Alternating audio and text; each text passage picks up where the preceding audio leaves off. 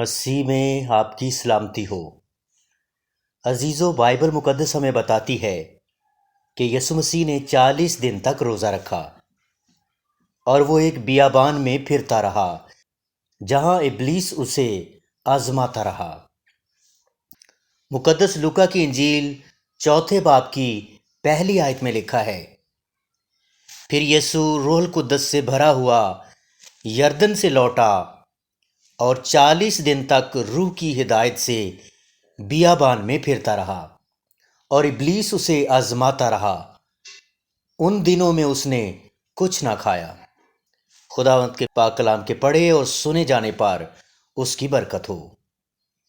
آئیں اس بیابان کے بارے میں جانتے ہیں جہاں یسوع مسیح نے روزے کے 40 دن گزارے۔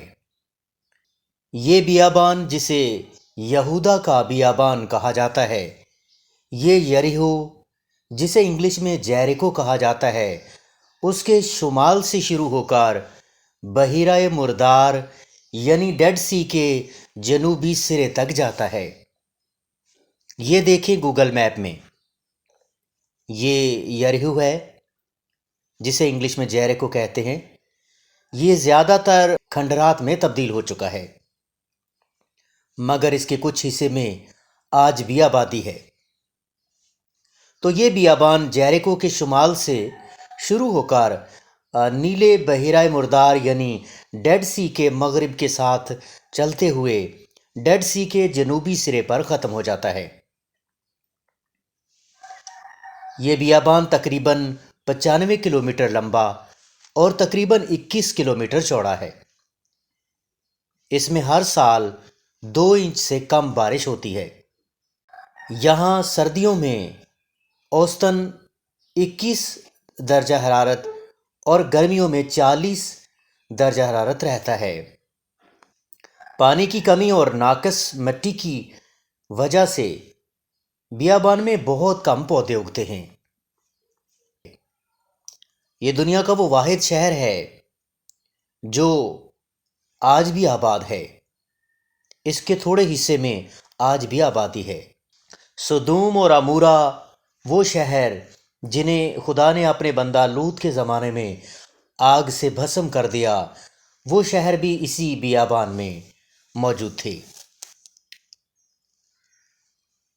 ایسا لگتا ہے خدا نے سدوم، عمورہ اور آس پاس کے شہروں کو تباہ کرنے کے بعد اس بیابان کی آب و ہوا اور یہاں کا درجہ حرارت تبدیل کر دیا، جبکہ ایک وقت تھا جب یہ علاقہ باغ عدن کی طرح سرسبز و شاداب ہوا کرتا تھا۔ کلام پاک کے مطابق جب خدا کے بندہ لوط نے اس جگہ کو دیکھا تو یہ کچھ ایسا دکھائی دیتا تھا۔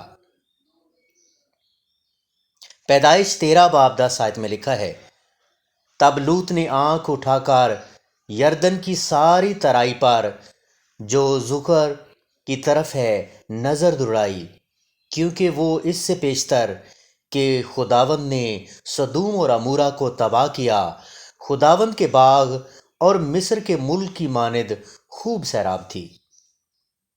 اس آیت سے آپ جان گئے ہوں گے کہ یہ بیابان بھی کبھی جوان تھا، حسین تھا، خوبصورت تھا، آباد تھا، ہریالی سے بھرا ہوا تھا۔ یہ بیابان ویران اور سنسان ہونے کی وجہ سے اکثر لوگ اپنے دشمنوں سے بچنے کے لیے یہاں چھپ جاتے تھے۔ پہلا سموئیل 24 باب کی پہلی آیت کے مطابق داؤد نبی بھی ساؤل بادشاہ سے چھپنے کے لیے اسی بیابان میں عین جدی کے مقام پر رکا ہوا تھا یا چھپا ہوا تھا۔ یوحنا بپتسمہ دینے والا اسی بیابان میں دریائے یردن پر بپتسمہ دیا کرتا تھا۔ مقدس متی رسول کی انجیل 4 باب کے مطابق یسوع مسیح نے 40 دن کا روزہ رکھ کر اپنا وقت یہیں گزارا۔ یہ واقعہ مقدس متی کی انجیل 4 باب اور مقدس لوکا کی انجیل 4 باب میں موجود ہے۔ بیابان آزمائش اور مشکل کو ظاہر کرتا ہے۔ اسی بیابان میں ابلیس یسوع مسیح کو آزماتا رہا۔ مگر یسوع مسیح نے اس کی ہر آزمائش پر فتح پائی۔ ہمیں بھی جب زندگی بیابان اور مشکل وقت میں لا کھڑا کرے تو ابلیس کی ہر آزمائش پر فتح پائیے اور آگے نکل جائیے۔ آزمائش لیڈر کی زندگی کا ضروری حصہ ہے۔ ہر لیڈر کے لیے ضروری ہے کہ اسے لیڈرشپ کا رول دینے سے پہلے آزمایا جائے، اس کا ٹیسٹ لیا جائے کہ لیڈرشپ چلانے کے لائق ہے بھی کہ نہیں۔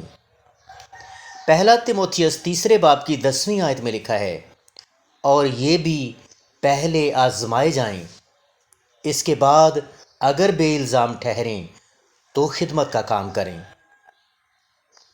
بس تو پھر آج سے کرتے جائیے ہر بیابان فتح اور ہر میدان فتح۔ اپنی فتح کا آغاز ذرا اس ویڈیو کو لائک اور شیئر کر کے اور ایک پیارا سا کمنٹ کر کے کریں تاکہ میں بھی آپ کی فتح دیکھ سکوں۔ ملتے ہیں کسی اور اچھی سی ویڈیو کے ساتھ، تب تک کے لیے گڈ بائے۔